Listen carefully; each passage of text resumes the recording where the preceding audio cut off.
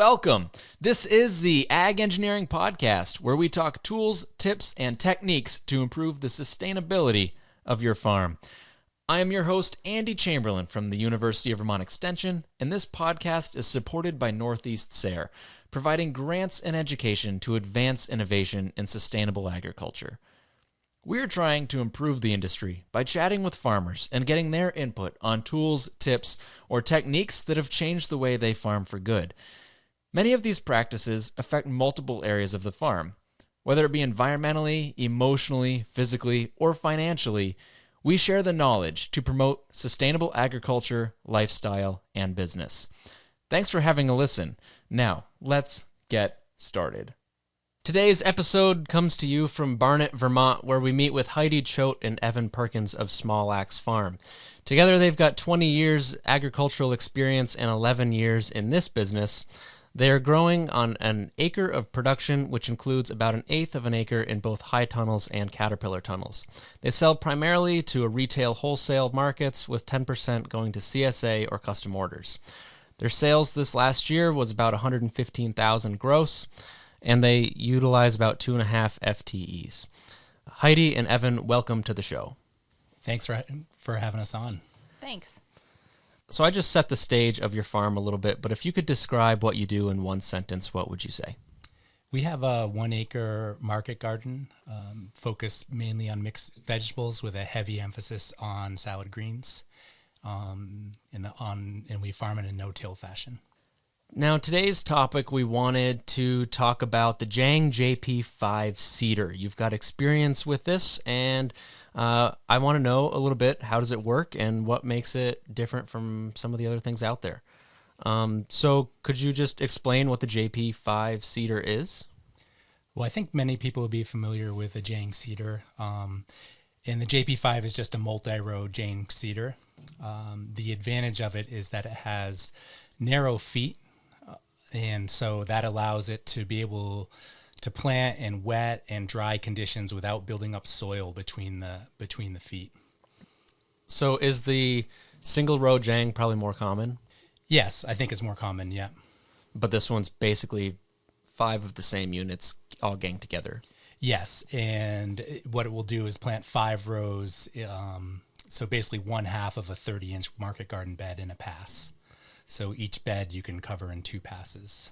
Nice. For a total of 10 rows of salad greens, radishes, whatever you like. How did you find out about it? I think we found out about it through a YouTube video. It was it's sold by Paper Pot Co., which is a company that I think Diego Fuder and Curtis Stone run, where they sell paper pot equipment, but also this adapted Jang Seeder. So I think I'd seen a video with it, and they talk specifically about how they developed narrow feet for it, which was the reason I had never wanted to invest in a multi-row Jang Seeder before, because I had heard that soil built up in between and I would have the same problems I had with my other multi-row seeder, but pay a lot more money for it. So you just kind of addressed the challenges of other multi-row seeders.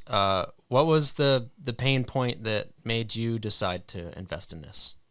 Well, I've used a Johnny's 6-row seeder for many years, and it's a great tool, and it's a really great seeder. And I would still use it if I didn't have another option, or if finances were such that, because I think it's at a really great price point, the 6-row seeder, for what it does. So I used that for many years, and I was really happy with how it planted, germination rate. Once you learn how to use the tool, it works really well. The main disadvantages were that in a busy gardening season, if it rains for 3 days in a row, you really couldn't plant in wet soil with the 6-row seeder. And so there were times I would even tarp soil if I knew rain was coming and I was going to have to plant. And that's a lot of work just to keep it dry so I could get a greens planting in. And likewise with really dry soil, I would have to water it first. Otherwise, that dry soil would start plowing in front of the seeder sometimes. So that's one more step. Or, and water, because we're an off-grid farm, watering is a little more complicated and labor-intensive. It's not just turning on a spigot. And so that would cost me critical time. So those were my two major issues with the 6-row cedar. Not its basic function, but at the extreme wet end of soil moisture or dry end, it was a challenge to seed with and get good germination. How long have you been using this cedar now? The 6-row cedar I used for probably close to 10 years. And the Jang cedar I've used, this was the first season using it. Yep. Have you made any modifications or customizations to the Jang? Nope. I'm pretty much use it as it was delivered, and I'm even using the same settings and wheels for seeding rates that they had recommended from Paper Pot Co. Is there any improvements that you think should be made or could be made that's kind of maybe bothered you or something that you just kind of think, that's kind of weird, but you just use it anyways? Well, I think the one major improvement that could be made is being able to, right now it's 5 individual containers with seeds. And so it takes a long time to change seeds. And when I'm seeding, on most days, I'm seeding 4 or 5 different varieties. So that means I'm changing 5 different cartridges 5 times for the 5 different varieties. So that's a lot of extra time. So one advantage with the 6-row cedar, it was really easy to put the seed in and then take the seed out of the cedar. So that would be a major improvement for me if there was just one set cartridge that could just clip in, you fill it with seed, and then you can clip it out and empty it. Is there any seed loss during that changeover time, or is it just time? It's mostly time, yeah. I mean, there can be seed loss if you're not careful, but that's not an issue that I've found to be worrisome. How much time does it take to switch seeds? It probably takes like maybe 2 minutes, 2 or 3 minutes, but then you multiply that by 5, and in the busy part of farming season, like all of a sudden that 10 or 15 minutes, that adds up, because you never have enough time in those days. Certainly. What's a rough cost of this cedar? I think the whole package that I bought from them, which was the cedar, and it's included our 3 different sets of the wheels, the seeding wheels, was around $1,800. So we had saved up for a few years to buy the cedar, or had like kind of put it on the list of things to buy, the wish list, and so it'd been there for a couple years before we actually bought it. Do you think there's been significant savings now that you've invested in this tool? Yes, it's one of those tools that easily paid for itself the first season, more than paid for itself. Now, there's a lot of variables, so you can't really know for sure, but anecdotally, I would lose probably a couple plantings of greens, which would be 360 row feet of greens. That's kind of a standard block size that I use. Probably a couple plantings a summer would not germinate well, or would have, like uneven germination, and therefore just really not produce well. I might get a quarter of the amount of greens, or maybe not much at all out of a row. Sometimes with those, I might just turn them in and replant them 2 weeks later if I decide, that's not going to work out well. And this summer I had 0 beds, and part of that, and a big part of that, was because of the Jang cedar, because it plants at an even depth, and covers the seeds evenly.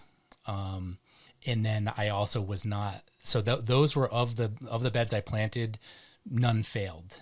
And then the other additional benefit is there would have been times this summer where I just couldn't have fit in a planting that day. And then the next day may have been busy, and the next day after that may have been busy. So it could have been 3 or 4 days down the road because the soil was wet, or it was too dry, and I didn't have time to pre-water it before I had to go do something else. So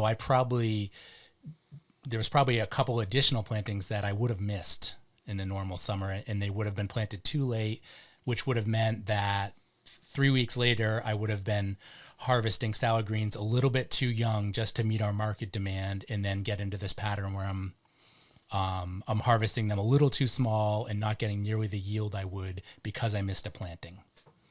And so there's a lot of compounding things that good germination that's reliable will solve. And this cedar for us has been a key to that good germination, or has greatly improved it. You said it was on your wish list for a couple of years. Now that you've used it and it paid for itself within a year, if you could scrape up the money, would you have invested in this tool sooner? Yes. I think I just didn't really know for sure, like when the soil was really wet or really dry, how it would work.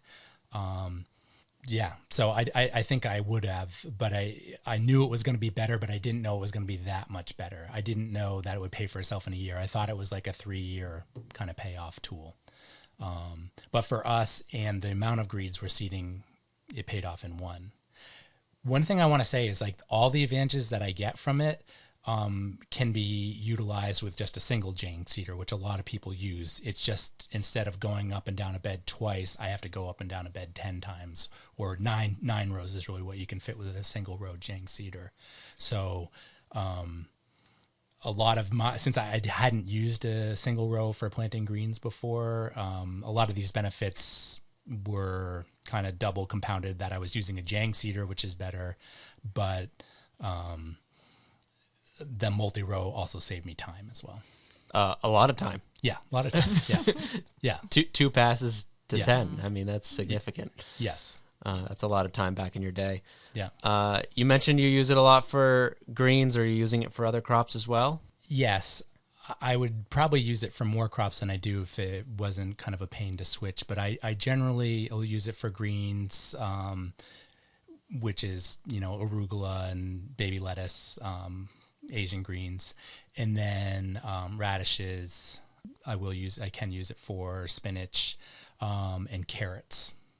Those are the crops I'm using it for. It could be used for a bunch of other crops, but we also use the paper pot transplanting system, and we grow a lot of stuff in that we used to grow from seed. So a lot of those kind of crops, salad turnips and things like that we grow in the paper pot now wouldn't be seeded well with it. Are you the primary user of this equipment, or does the other members of your farm use it too? This was our first year with it, and so I was the primary user of it. And my hope is for next year that we are training our main full-time employee to use it too. And that was the plan for this summer, but it was kind of new, and I was still working out the kinks, and so it just never happened. And if you don't train someone like within the first month to do something, it doesn't seem to happen. Yeah, it makes sense. You take some time to learn it yourself and really get a good feel for it. Is it a very hard tool to use, and you're working on quite some slopes too, so does that pose any challenges with it? No, I think it's actually, because it's a fairly heavy tool, and it works well on, not only to work on a slope, but some of our bed tops are also slightly sloped, or they have hard edges. And I can really keep this seeder where I want it, better than I could with the 6-row seeder. You're a pretty strong guy. What if you were a little lady trying to use this? Is it easy for them too? I would say I think anybody could use it, particularly on flat ground. I think the challenge with it, and it's not so much, I think anybody could carry it around, but it is heavy to carry around. It's made to roll around. So for most farms which are flat, I think anybody could use it. It is kind of heavy to carry around, but not impossible. I forget the exact weight of it, but it's probably like 25 pounds or 30 pounds or something. Like you said, the weight's an advantage yes. to its use. Can you push it around like a shopping cart? Mm-hmm. Okay. Yep. Or a dolly, I guess, would be a better. Yeah, on a normal farm you could. Yep. So those are my main questions. Is there anything else you'd like to add to the conversation about the Jang Seeder? Yeah, I think, one thing to consider if you were interested in purchasing this seeder is, how much variety you plant of greens. If you're doing just one mix of say Asian greens, and then mixed lettuce, and you're not planting individual varieties, even a smaller scale farm than us would benefit from this planter. But if you plant a lot of varieties and you're a pretty small farm, or not planting that much per week, it's not probably worth the purchase price, because the time spent walking up and down the row with a single row planter or extra bed prep with a 6-row seeder, it might even out. So we plant about 360 row feet, probably every 5 days in the height of the season, something like that. And then there'll be odd carrot plantings and things like that in addition to that.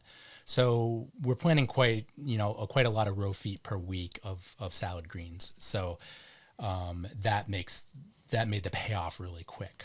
And also, if I miss a planting because of weather and I don't have a seeder that can accommodate that weather, that 360 row foot planting, may be worth up to $1,800 or even $2,400, if everything grows well and you get a good recut on it and stuff. So missing a planting that you're never going to get back, really adds up quickly with the amount that we're planting. But maybe if I was only planting 50 row feet a week, it wouldn't really, missing a planting's not as big a deal. Sounds like it's a pretty crucial tool to your production.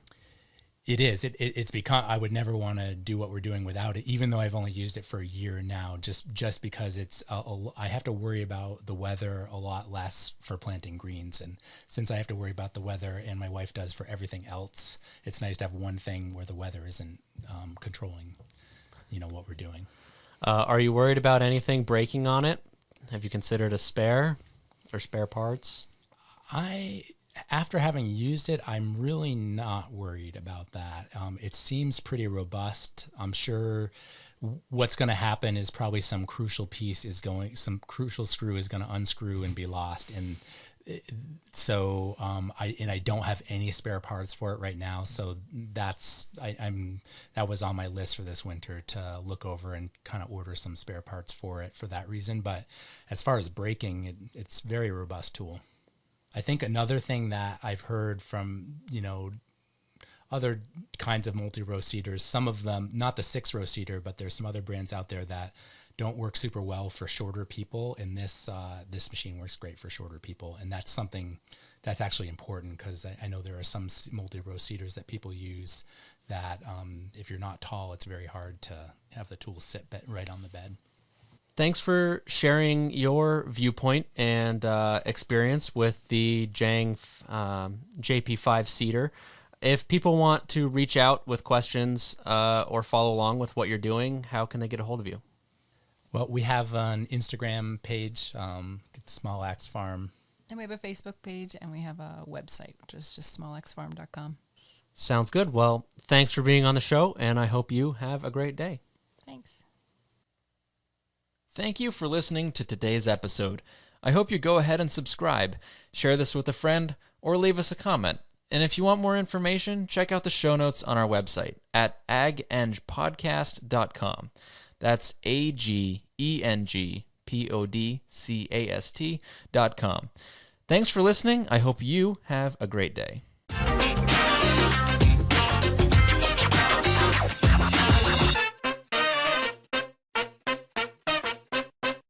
The proceeding has been a production of University of Vermont Extension.